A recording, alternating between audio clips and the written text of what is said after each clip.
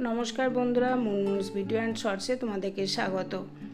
आज के आमी जे रेसिपिटा तुम्हादेर शेयर करछि एटा एकटा मिक्सड भेजे रेसिपि, सम्पूर्ण निरामिष। रेसिपिटा शुरू करबार आगे आलूटाके भेजे निচ্ছি। सब्जिर मध्य निয়েছি गाजर, beans, capsicum, red yellow bell pepper. आलूटाके भेजे तुले राखार पर पनिरटाकेও भेजे निते हबे। एरपर पनिरटा भाजा भेजे तुले राखार पर आमी गाजर और बिन्सटाके भेजे निलाम। सबशेषे रेडी हलो बेल पेपार, ক্যাপসিকামটাকে हालका करे भेजे तुले राखलाम सब्जिर साथे। देखो समस्त सब्जी भालो करे भेजे नेওয়ার पर 2 চামচ सादा तेल दिएছি। रेसिपिटा आमी सादा तेलेই तैरी करब। दुटो तेजपाता, दुटो एलाच फोड़ने दिएছি, अल्प एकटु काँचा लंका कुचिয়ে दिएছি। झालटा তোমরা নিজেদের বুঝে দেবে। তার সাথেও আদা কাঁচা লঙ্কা বেটে দিয়েছি। আদা কাঁচা লঙ্কাটাকে ভালো করে ফোড়নের সাথে কষিয়ে নিতে হবে। এরপর আমি টক দই দিলাম। টক দইটার সাথে 1 চামচ কাশ্মীরি লঙ্কা গুঁড়ো ফেটিয়ে নিয়েছি।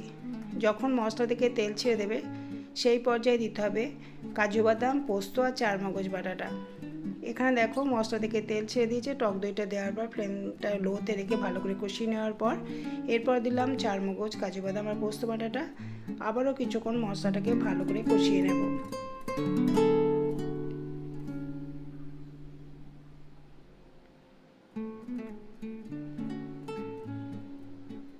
মশলা থেকে যখন তেল ছেড়ে দেবে সেই পর্যায়ে ভেজে রাখা সবজিগুলোকে দিয়ে দিতে হবে। দেখো তেলটা উপরে উঠে এসছে। এই সময় আমি ভেজে রাখা আলুটা দিলাম আর সমস্ত রকম সবজিও দিয়ে দিলাম।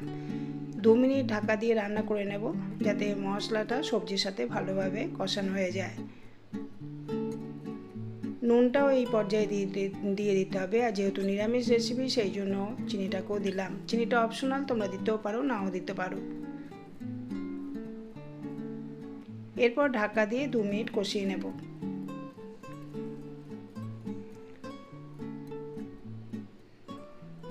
दो मिनट पर फिरे एलाम। देखो मशलार साथे सब्जिटाके खूब भालोभाबे कषानो हये गेछे।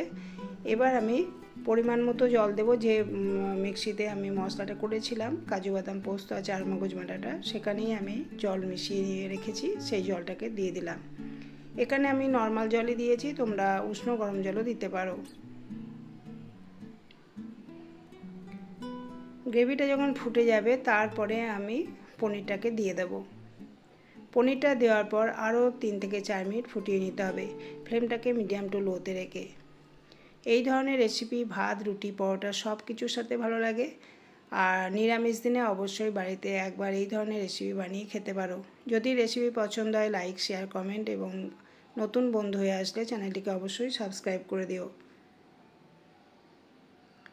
সবশেষে কসুরি মেথি দিয়ে নামিয়ে নেব। কসুরি মেথি দেওয়ার পর ফ্লেমটা অফ করে দিয়ে আমি এটা ঢাকা দিয়ে আরও 2 থেকে 3 মিনিট রেখে দেবো।